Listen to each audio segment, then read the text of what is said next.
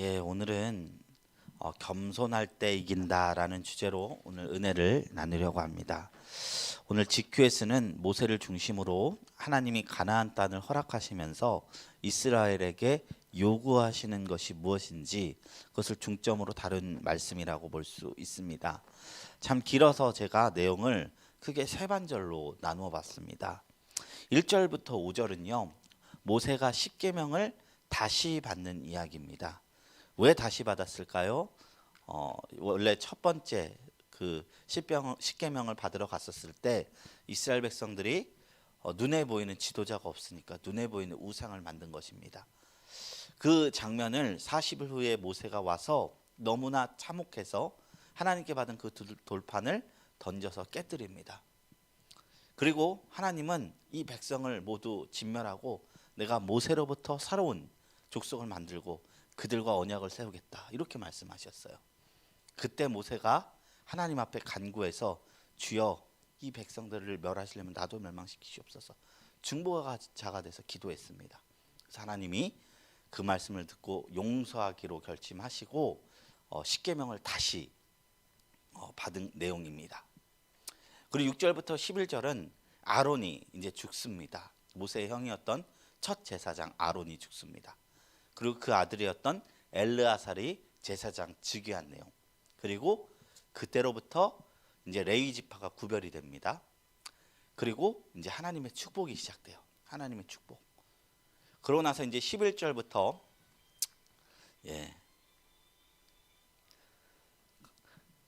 12절부터 22절은 하나님께서 이 복을 주시면서 우리한테 요구하시는 것이 무엇인지 우리에게 말해주는 그 구조로 이루어져 있습니다. 성경을 읽다 보면 참 제가 느끼는 것 중에 하나가 하나님은 우리를 누추하게 만드시는 분이 아니라는 사실입니다. 하나님이 세상을 만들고 나서 처음부터 맨 처음 우리에게 하신 말씀이 무엇이냐면 축복이었어요. 생육하고 번성하라는 복을 주신 분이셨고 주님이 주시는 복에는 물질적인 것이 포함되어 있습니다. 예수님께서 그런 말씀하셨죠. 너에게 이러한 것들이 있어야 하는 줄을 하늘 아버지께서 아신다. 근데 그 이러한 것들이 뭐냐면 무엇을 먹을까 무엇을 입을까입니다. 그래서 신명기에서 나오는 복들에는 참 이 땅의 것들도 참 많습니다. 구워줄지언정 꾸지 않게 하신다는 복, 머러가 될지언정 꼬리가 되지 않게 하신다는 복, 내 떡반죽 그릇과 광주에도 복이 임하고 들어와도 복을 받고 나가도 복을 받는다고 언약하신 모든 것. 그 하나님의 복은 뭐냐면 우리가 살아가는 인생 자체가 하나님의 나라 되게 하겠다라는 개념인 것이죠. 물론 무화과 나뭇잎이 마르고 포도 열매가 없어도 내가 여호와로 인하여 기뻐하겠다. 이런 하박국처럼 이런 신앙도 있습니다. 그리고 꼭 물질이 풍부한 데서 신앙이 커지는 것도 아닙니다. 그렇지만 하나님은 어떤 고난이나 어려움이나 가난이나 이런 것들은 우리의 궁극적인 목적지로 두지 않았다는 것입니다. 광야도 목적지가 아니었어요. 가나안이 목적지였습니다. 그리고 예레미야 시대 때 이제 유다 성전이 무너지는 그 상황 속에서 그 유대인들은 무너진 가운데 세워지는 하나님의 힘을 느꼈지만 그 예레미야에서 하나님이 그런 말씀하셨어요. 주께서 인생으로 하여금 고난에 빠지게 하신 것이 본심이 아니시라고. 하나님은 우리에게 복을 주시기 원하시는 하나님이라는 것이죠. 그렇기 때문에 우리는 복 주시는 하나님이시다라는 것을 우리가 기억해야 할 줄로 믿습니다. 우리가 살아가면서 반드시 내 삶이 복되었다라고 고백한 날을 하나님 반드시 만나게 해주시는 좋으신 아버지라는 것입니다. 그런데 우리가 복 주시는 하나님을 기억할 때 동시에 알아야 할 것은 하나님은 거저 복을 주시지 않는다는 사실입니다. 그 기준이 있습니다. 기준이 없으면 그것이 복이 되지 못하죠. 아덴 동산을 만들었을 때 동산 모든 나무의 열매를 먹어도 된다 했지만 한 가지 기준을 세워두셨어요. 중앙에 선악을 알게 하는 나무를 먹지 말아라. 그 열매를 먹지 말아라. 그처럼 신명기서에서도 하나님이 복을 선언하시면서 우리가 참 주의하고 하나님께서 이것만 행하지 말아달라라고 하는 영역이 있는데 그것은 바로 교만입니다. 교만에서도 어떤 부분이냐면 내 손이 나를 능히 구원했다. 내가 먹고 있는 소산물은 다 나의 힘과 능으로 얻은 것이다 라고 생각하며 살아가는 것입니다. 신명기 8장 14절에서 18절에 모세는 백성들에게 다음과 같이 얘기했어요. 내 마음이 교만하여 내 하나님 여호와를 잊어버릴까 염려하노라. 여호와는 너를 애굽 땅 종되었던 집에서 이끌어내시고 너를 인도하여 그 광대하고 위험한 광야 곧 불뱀과 전갈이 있고 물이 없는 간주한 땅을 지나게 하셨으며 또 너를 위하여 단단한 반석에서 물을 내셨으며 내 조상들도 알지 못하던 만나를 광야에서 내게 먹이셨나니 이는 다 너를 낮추시며 너를 시험하사 마침내 내게 복을 주려 하심이었느니라. 그러나 내가 마음에 이르기를 내 능력과 내 손의 힘으로 내가 이 재물을 얻었다 말할 것이라. 내 하나님 여호와를 기억하라. 그가 내게 재물 얻을 능력을 주셨습니다. 이같이 하심은 내 조상들에게 맹세하신 언약을 오늘과 같이 이루려 하심이니라.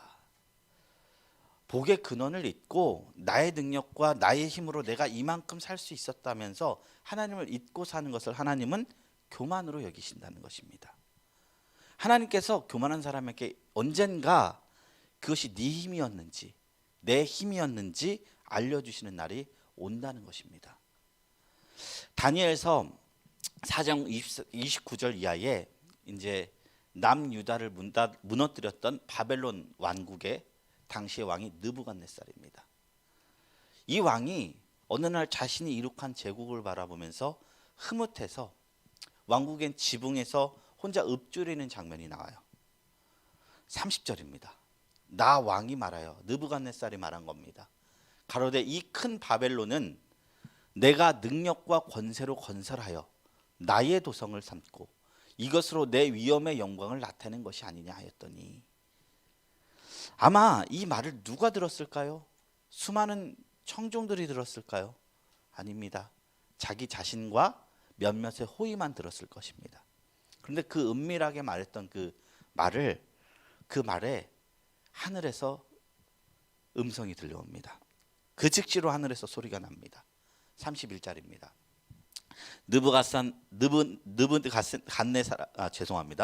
느부갓네살 왕아 내게 말하노니 나라의 위가 내게서 떠났느니라. 내가 사람에게서 쫓겨나서 들짐승과 함께 거하며 소처럼 풀을 먹을 것이요 이와 같이 7대를 지나서 지극히 높으신 자가 인간 나라를 다스리시며 자기의 뜻대로 그것을 누구에게든지 주시는 줄을 알기까지 이르리라 하더니 이후로 느부갓네살은 이 말 때문에 7년 동안 정신병에 걸려서 짐승처럼 들판을 배회하는 삶을 살게 됩니다. 하나님을 섬기지 않은 이방인이었습니다. 그런데 그 이방인조차 자기가 얻은 이 권세를 나의 힘으로 착각했을 때 하나님께서 그거 네 힘 아니었다 가르쳐 주신 것입니다. 겉으로 볼 땐 느부갓네살은 승리만 했습니다. 하나님의 나라라 부르는 유다를 무너뜨리고 그 성전을 무너뜨렸고 겉으로 볼 때는 그가 역사적으로 승리한 것 같습니다. 그리고 유다를 정복했기 때문에 더 권세가 뛰어난 왕처럼 보이지만 그조차 하나님의 손 아래 있었다는 것입니다. 열방의 하나님이라는 개념이 오히려 성전이 무너지고 나서 떠오른 거예요. 그전에는 하나님은 이스라엘만의 하나님인 줄 알았어요. 그런데 하나님이 이방 나라를 써서 유다를 심판하시고 그 다음부터 이 하나님이 이스라엘의 하나님이 아니셨구나. 이 전 세계를 다스리는 하나님이시구나. 그것을 오늘 말씀을 통해서 알게 된 것입니다. 이스라엘의 가장 위대했던 왕 다윗도 살면서 이와 비슷한 실수를 했었습니다. 성경에 기록된 다윗의 마지막 실수가 사무엘상 24장과 역대상 21장에 나오는 인구조사 이야기입니다. 그 전에 많은 실수했었어요. 다윗은 밧세바를 범하기도 했고 우리아를 죽이기도 했고 리스바의 자녀들을 그냥 들판에 매달아 갖고 하나님이 그새 진노해서 3년간 기근을 얻게 하셨고 다윗도 참 흠이 많았죠. 근데 그러다가 뭐 압살롬한테 이렇게 당하고 정신을 차린 것처럼 보여요. 그렇게 끝나지 않습니다. 성경이. 압살롬 얘기가 끝나고 그 다음에 이제 어떤 이야기가 이어지냐면 다윗의 왕국이 부강해지는 이야기가 나옵니다. 그래서 그 가드 족속을 정복하는 얘기가 나와요.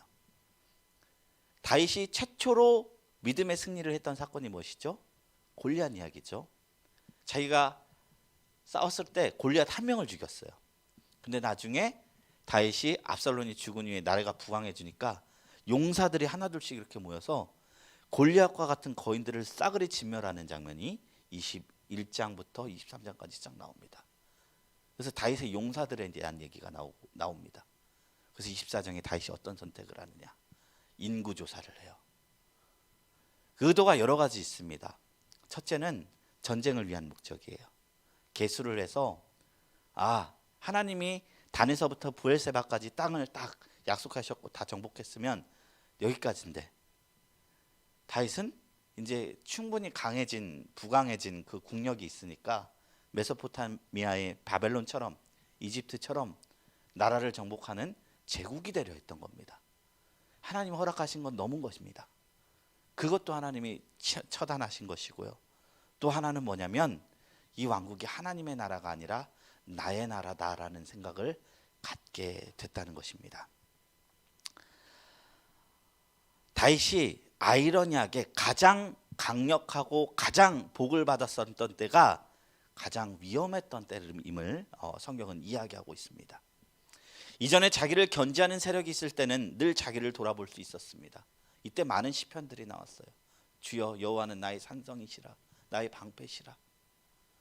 그런데 이제는 견제하는 세력도 없고 절대 군주처럼 힘을 휘두를 수 있는 위치가 되니까 이제 위험해진 것입니다. 단순히 통계 조사를 위한 것이 아니라 교만한 의도가 있었던 것입니다. 하나님이 정해준 것 넘어서는 전쟁을 준비한 것이며 하나님의 백성이 아닌 내 백성이 얼마나 되는지 알고 싶어한 것입니다. 즉 그 중심에 교만의 죄를 범한 것입니다. 그런 명언도 있죠. 실패를 견디는 사람은 많다. 그러나 성공을 견디는 사람은 적다. 교회에서 목사인 저를 비롯한 많은 직분자들이나 교회에서 오래 다닌 사람일수록 이 공로주의에 사로잡히지 않게 조심해야 합니다. 내가 무엇을 했고 이뤘고 저도 그것을 늘 깨려고 기도하고 있어요. 한 것도 없지만 우리가 하나님 앞에서 해야 할 말은 무엇일까요? 누가복음 17장 10절에 말한 것처럼 우리는 그저 무익한 종입니다. 우리가 해야 할 일을 했을 뿐입니다 라고 고백한다는 것입니다. 그렇게 하면 놀라운 일이 일어납니다. 하나님이 그런 겸손한 자를 붙잡으셔서 하늘의 풍성한 복들을 잔뜩 부어주신다는 거예요. 우리가 잘되고 높아질수록 두렵고 떨림으로 하나님 앞에 낮춰야 한다는 것입니다. 하나님이 이스라엘 백성에게 승리를 약속하시고 요구한 것이 이것이었습니다. 뭐였죠? 겸손이었습니다. 다른 거 아닙니다. 내가 복 다 줄게. 네가 살아가면서 누릴 수 있는 행복 내가 책임져 줄게. 한 가지만 지켜다오. 겸손하게 살아다오. 마음이 교만해져서 너무 이게 당연한 거라서 가난한 이들도 돌보지 않고 나그네 된 이들도 돌보지 않고 공로주의에 사로잡히면 어떻게 되냐면요. 가난한 사람들을 벌레처럼 보게 됩니다. 저 사람들은 열심히 못 살아서야. 저 사람들은 인생을 제대로 살지 않아서야. 뭐 그런 부분에 일말의 진실이 있을 수 있습니다. 그런데 하나님이 우리에게 복을 주시는 것이 그런 관점이 아닌 거예요. 하나님은 우리에게 그런 사람인데도 내가 복을 줬다. 사랑해서. 공로주의에 빠지지 말고 겸손해지라는 것은 겸손한 사람이 진짜 남을 위해서 나눌 수 있는 삶, 복을 바르게 사용할 수 있는 힘을 갖고 있기 때문입니다. 이 원리를 깨달아서 우리 모두 하나님의 복을 받고 겸손히 누리고 나누는 저와 여러분들이 되시기를 주님의 이름으로 소망합니다. 이제 마음 다해서 말씀 나누려고 합니다. 1번입니다. 하나님은 모세가 깨뜨린 십계명판을 대신할 새로운 십계명판을 주셨습니다. 모세는 새롭게 받은 십계명판을 어디다 두었습니까? 5절이죠. 내가 돌이켜 산에서 내려오며 여호와께서 내게 명령하신 대로 그 판을 내가 만든 궤에 넣었더니 지금까지 있느니라. 여기서 이 궤는 언약궤를 이야기하는 것입니다. 언약궤는 성전의 지성소에 모시는 언약궤입니다. 지성소가 왜 지성소가 될 수 있느냐? 이 언약궤가 있기 때문이에요. 지성소에 이 언약궤와 십계명 두 돌판을 놓고 1년에 대속죄를 제외하고는 다 커튼 회막으로 막아놨습니다. 오로지 대속죄일에 대제사장만 들어갈 수 있게 거룩하게 구별해 놓은 것입니다. 이 언약궤 안에는 오늘 읽은 말씀대로 십계명 판과 아론의 쌍난 지팡이와 그리고 만나가 든 항아리가 함께 있었습니다. 그런데 최후에는 이제 성경에 보면은 이제 십계명 판만 남게 돼요.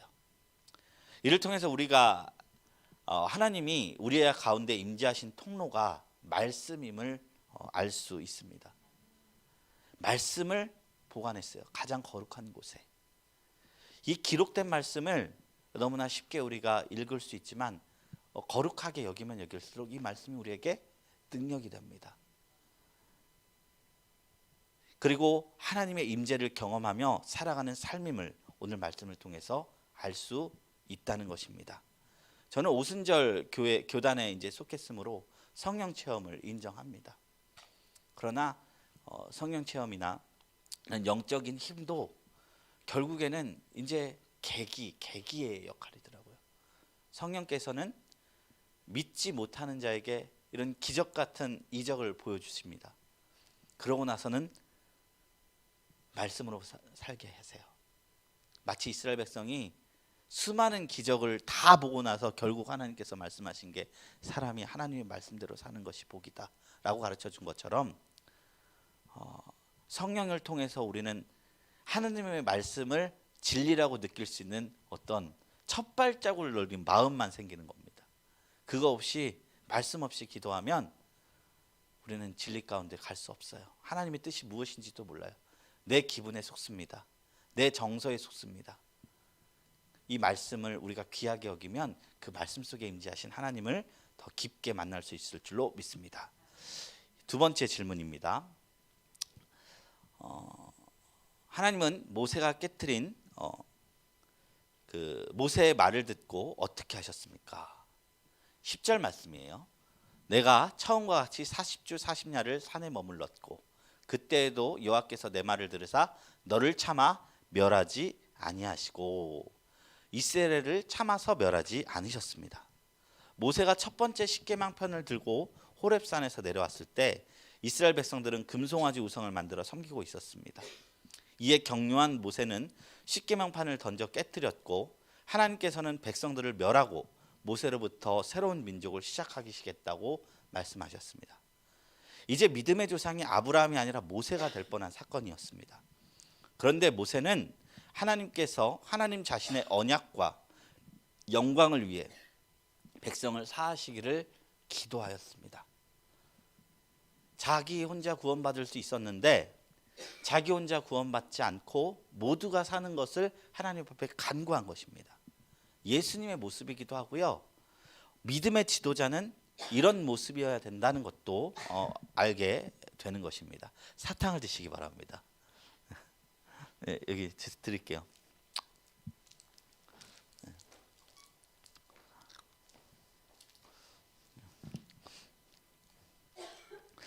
하나님께서는 모세의 기도를 들으셨습니다. 경건한 한 사람의 기도는 이제 공동체를 살립니다. 우리가 이제 기도해야 하는 이유입니다. 우리가 한 사람의 기도가 공동체를 살릴 수 있습니다. 저도 기도하고 이제 성도님들도 기도하면 내 기도를 통해서 가정이 살 수 있고 내 기도를 통해서 교회가 살 수 있고 내 기도를 통해서 내가 속해 있는 직장 그리고 내가 속해 있는 조직 다 살아날 수 있습니다. 하나님은 한 사람의 기도를 통해서 일하신다는 것이죠. 세 번째 질문입니다. 하나님이 모세에게 명하신 것은 무엇입니까? 11절 말씀입니다. 여호와께서 내게 이르시되 일어나서 백성보다 먼저 길을 떠나라. 내가 그들에게 주리라고 그들의 조상들에게 맹세하신 땅에 그들이 들어가서 그것을 차지하리라 하셨느니라.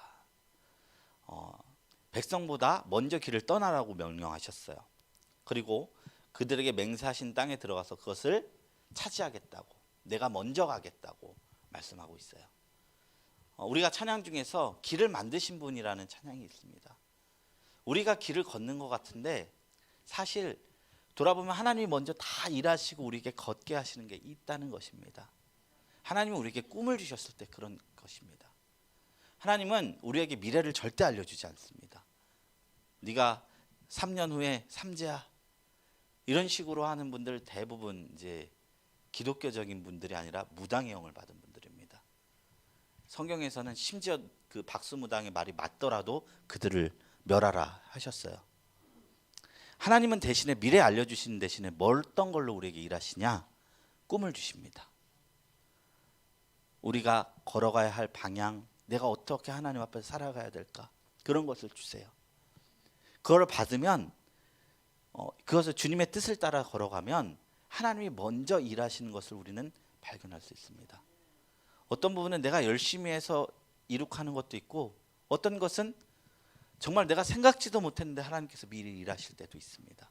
이것을 경험하면 우리가 참 살아가는데 너무 신이 나죠. 나 혼자 걷는 것 같지 않고 하나님이 일하시는구나. 하나님의 말씀을 따라서 쫓으면 하나님이 먼저 일하시는 것을 볼 수 있게 될 것입니다. 그리고 또한 하나님은 리더에게 백성보다 먼저 길을 떠나라고 말했습니다. 성경적 리더는 뒤에서 떠미는 리더가 아닙니다. 그 뒤에서 딱 관망하고 앞에서 일하고 책임을 묻고, 이게 아니라 먼저 걷는 겁니다. 예수님께서도 모범을 보이셨어요. 근데 이게 제가 경영학을 전공하진 않았지만 잠시 배우니까 이게 별로 좋지 않은 방법이라 하더라고요. 경영에서는 조직이 일을 하게 해야 되니까 탑 매니저는 일을 하면 안 된대요. 밑에서 일하게 부리는 것이 능력이래요. 그런데 예수님께서는 하나님 나라에서는 가장 높은 자가 낮은 자를 섬기는 자가, 그것이 하나님의 나라의 법칙이다 말씀하셨습니다. 그것에 예수님도 예외가 없어요. 내 말씀을 듣고 따르는 자, 내가 하나님 나라 갈 때 내가 띠를 띠고 수종 들겠다고 말씀하셨어요. 수종은 종이 주인한테 하는 거잖아요. 우리가 하나님 나라 가운데서 믿음의 선한 싸움을 싸우고 올라오면 예수님이 우리의 종노릇 해주시겠다는 거예요. 천국에서 왕은 누구십니까? 예수님이잖아요. 예수님이 하나님 나라에서는 가장 큰 자가 작은 자를 섬기는다 하는데 누구의 예외도 두지 않았다는 거예요. 자신도. 그런데 이제 우리가 이제 리더들을 바라볼 때 군림하려는 리더, 군림하려는 사람, 이게 효율적인 열매는 낼 수 있으나 성경적 열매는 아니라는 것이죠. 우리는 더 신앙의 연차가 오래될수록, 더 직책이 있을수록 섬김의 자리로 가게 될 길은 저와 여러분들이 되기를 축원합니다. 만약 제가 그런 모습이 없다면 말씀해 주세요. 목사님 섬긴다면서 왜 안 섬겨요? 그러면 제가 당장은 내가 언제 섬겨, 이럴 수는 있습니다.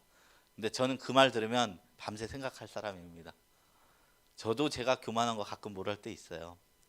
제가 참 공감하는 게 뭐냐면, 이 겸손이라는 게 가남과 같다는 말이었어요. 교만이라는 게, 가남이라는 게 통증이 없는 암이라 통증이 이미 발견되면 너무 늦대요. 이미 고칠 수 없을 만큼 그렇대요. 교만도 그렇대요. 교만도 내가 교만한지를 모른대요. 그러다가 어느 순간 내가 왜 이렇게 교만하지? 라는 생각을 하게 되면 이미 내가 그 교만함에 쪄들은 상태랍니다. 그래서 늘 성령께서 마음을 비춰주시고 말씀 안에 나를 부숴야지 발견하는 게 교만의 영역이라는 겁니다. 제가 겸손 카톡 그 글도 겸손에 대한, 성실로아노의 겸손에 대한 그 명언을 남겼는데, 왜 이걸 남겼느냐, 나 이만큼 겸손해요가 아니라 겸손이 하나님의 복을 받는 가장 귀한 열쇠라는 것을 제가 깨달았기 때문에 잊지 않으려고 씁니다. 스스로 선 자는 아무도 없습니다. 우리 그냥 스스로 믿는 것 같아도 우리에게는 언제나 믿음의 본들이 있었습니다. 스스로 선 자는 이 세상에 아무도 없습니다. 누구도 전도받지 않고 하나님을 믿은 자도 없습니다. 이스라엘이 그렇게 많은 기적을 보고도 믿음이 없어 하나님 앞에 불신으로 방황한 이유는 모델이 없어서라는 생각도 해요. 먼저 믿은 사람들 아무도 없고 본받은 사람 아무도 없었으니까 그렇게 많이 하나님이 기적을 보여줘도 어려움과 역경을 만나면 넘어질 수밖에 없었던 것 같아요. 그래서 출애굽의 여정은 모세에게도 백성들에게도 정말 힘든 여정이었습니다. 그러니 모세에게 더 필요한 것이 믿음이란 이런 것이다라고 하면서 먼저 걸어가는 것이었습니다. 불순종을 반복하는 무리를 포기하지 않고 지도하며 그들을 위한 기도를 멈추지 않는 것, 그리고 하나님께 말씀을 들으면 내가 먼저 가는 것, 하나님의 명령을 받아 앞장서서 길을 떠난 겁니다. 교회에서는 목회자인 제가 가장 먼저 적용해야 될 말씀이고, 가정이나 친지들에게도 있어서 먼저 믿은 이들이 순종해야 할 일들입니다. 누구나 조그만씩의 리더는 될 수 있어요. 교회에서는 이게 적용이 안 돼도 가정에서는 내가 믿음의 리더일 수 있고, 또 친구들이나 믿음의 동생들 사이에서는 믿음의 리더일 수 있고, 우리 교회가 아직 작아서 차마 말씀 못 드리지만 셀이나 이런 거 생기면은 거기서 리더일 수도 있고, 다 적용해야 되는 것입니다. 저를 포함한 먼저 믿은 자들은 다가올 다음 세대들의 길잡이입니다. 우리도 먼저 믿은 자들의 벌자치를 따라서 믿은 것이고요, 앞장서서 걷는 저와 여러분들도 이제 다음 세대를 위해서 믿음의 본을 보여야 하는 사람들입니다. 모세처럼 하나님의 명령에 앞장서서 순종하는 저와 여러분들이 되시길 주님의 이름으로 축원합니다. 이스라엘이 금송아지를 만들 때, 나눔입니다. 이스라엘이 금송아지를 만들어 숭배했을 때 하나님은 모세의 기도를 듣고서 진노를 거두시고 이스라엘 백성에게 새로운 기회를 주셨습니다. 이처럼 우리의 기도는 하나님의 복과 은혜를 흘려보내는 통로가 될 수 있습니다. 복의 통로로서 교회와 사회, 더 나아가 세계를 위해 어떤 기도를 드려야 하는지 생각해 봅시다. 이제 두 번째 챕터로 가겠습니다. 모세가 이스라엘에게 순종과 겸손을 거듭 명령합니다. 하나님이 이스라엘에게 요구하시는 태도는 무엇입니까? 16절 말씀이에요. 그러므로 너희는 마음의 할례를 행하고 다시는 목을 곧게 하지 말라. 마음의 할례를 행하고 목을 곧게 하지 말라고 말씀하셨어요. 이스라엘의 모든 남자는 난지 8일 만에 할례를 받아야 했습니다. 이는 하나님이 조상 아브라함에게 주신 영원한 언약의 상징이었습니다. 그런데 하나님은 이곳에서 몸의 할례를 말하지 않습니다. 마음의 할례는 신약에서 처음 발생된 할례의 개념이 아니라 구약에서도 있었어요. 할례는 마음의 할례의 상징일 뿐이었습니다. 그 자체가 하나님의 백성임을 보증해 주는 것이 아닙니다. 마음을 깎아내라는 것입니다. 참 하나님의 백성은 마음이 할례를 받은 자, 하나님의 언약에 순종하는 믿음 안에 자기를 두는 자들이라는 것입니다. 오늘날도 마찬가지입니다.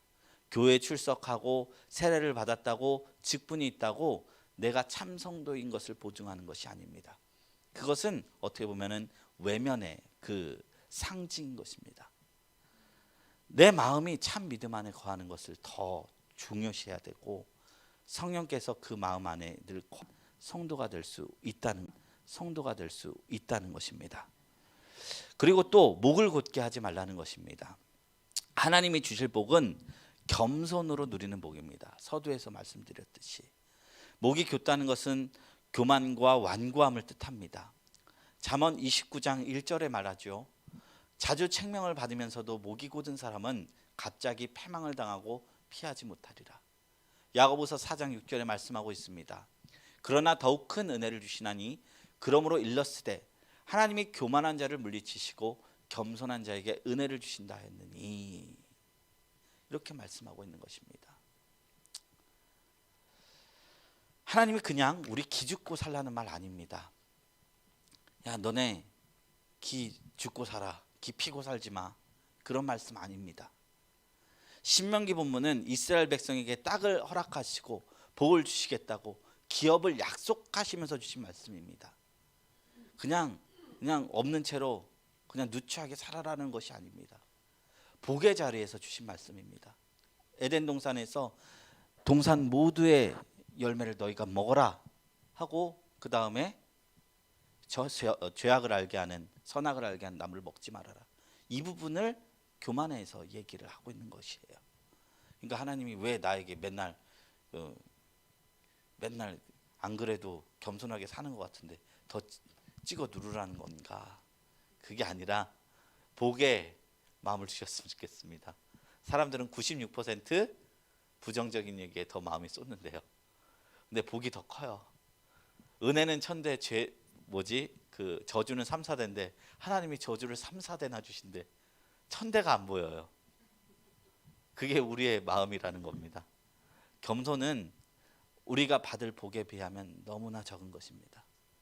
하나님이 장차 내가 이 겸손의 값을 가지고 이 많은 복을 받았나, 이 말을 할 수 있도록 하나님께서 만들어 주실 것입니다. 이제 두 번째 질문입니다. 하나님이 사람에 대해 행하시는 바는 무엇입니까? 17절부터 18절입니다. 너의 하나님 여호와는 신 가운데 신이시며 주 가운데 주시오 크고 능하시며 두려우신 하나님이시라. 사람을 외모로 보지 아니하시며 뇌물을 받지 아니하시고 고아와 과부를 위하여 정의를 행하시며 나그네를 사랑하여 그에게 떡과 옷을 주시나니. 하나님은 어떤 분이시냐? 사람에게 어떻게 행하시냐? 외모로 보지 않고 뇌물을 받지 않고 고아와 과부를 위하여 정의를 행하시고 나그네를 사랑하며 떡과 옷을 주시는 하나님이십니다. 하나님께서 복을 약속하시면서 신신당부한 두 번째 말씀이에요.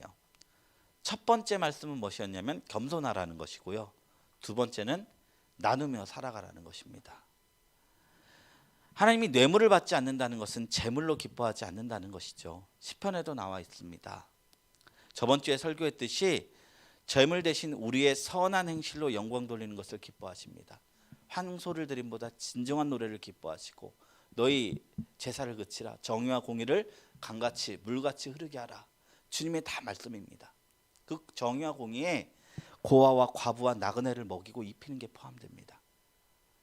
하나님이 어떤 방법으로 고아와 과부와 나그네를 입힐까요? 까마귀를 통해서 일하실까요? 엘리야는 그렇게 먹었지만 가장 큰 것은 사람을 통해 일하시기를 원하신다는 것입니다. 그 사람을 돕는 하나님의 천사로 이스라엘을 선택하셨고 그걸 할 수 있도록 나 너희에게 복 주겠다 말씀한 것입니다. 하나님이 고아와 과부를 먹이시는 하나님이시니 우리도 그를 따르라는 것입니다. 이제 세 번째 질문입니다. 이스라엘이 나그네를 사랑해야 하는 이유는 무엇입니까? 19절 말씀입니다. 너희는 나그네를 사랑하라. 전에 너희도 애굽 땅에서 나그네 되었습니다.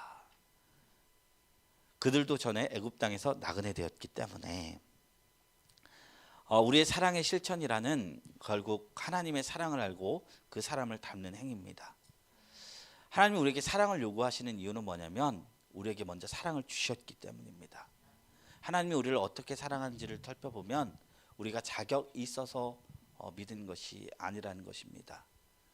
이방의 나그네였던 이스라엘을 사랑하셨던 것처럼 긍휼히 여기셨던 것처럼 우리도 이 나그네들을 사랑하고 긍휼히 여겨야 한다는 것을 우리 성경은 이야기하고 있는 것입니다. 어떻게 보면 이건 참 쉽지 않습니다. 사람이 당위성으로 바뀌지 않아요. 당위성이란 뭐뭐 해야 한다, 공부해야 한다, 모르는 학생들 없을 겁니다. 사랑해야 한다, 모르는 사람 없을 것입니다. 어떤 당위성으로 우리가 누군가를 사랑하고 결심하기에는 그 값이 너무나 무겁고 큽니다. 이걸 수행할 수 있는 유일한 방법은 하나님의 사랑을 깊이 알고 깨달을 때만이에요. 내가 정말 자격 없는데 받았구나, 내가 정말로 하나님의 사랑을 값없이 받았구나, 이게 느껴지지 않으면 다 우리가 그냥 껍데기만 하는 수준밖에 되지 않습니다. 아무리 우리가 열심히 한다 해도 열심히 하는 거지 그 본질적 행함이 아니라는 것입니다. 율법을 다루다 보면 가끔 제가 그런 걸 느껴요. 당위성만 얘기하게 됩니다. 나그네를 사랑해야 되고 뭘 해야 되고 뭘 해야 되고 뭘 해야 되고. 그게 율법이 우리에게 요구하는 것들인데 신약에서 예수님이 십자가로 이것을 완성시켰다고 해요. 하나님이 우리를 십자가만큼 사랑하신다. 이 사랑이 우리가 깨달아질 때, 나 같은 죄인 살리셨다는 것을 깨달아질 때 우리도 애굽 땅에서 나그네 된 이들을 돌아볼 수 있는 너른 마음이 생길 줄로 믿습니다.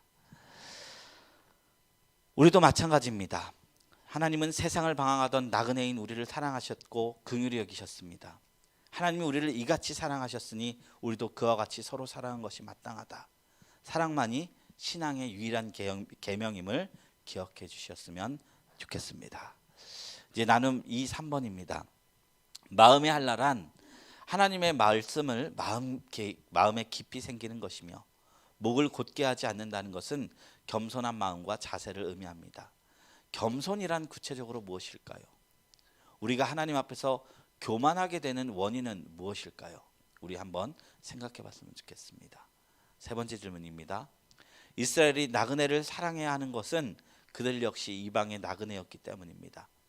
그런데 하나님이 나를 어떻게 사랑하셨는지 그것을 아는 것은 내가 이웃을 어떻게 사랑해야 되는지에 대한 근거를 제공합니다.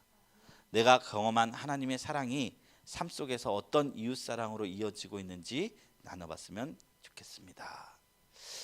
지금까지 말씀을 나누었습니다.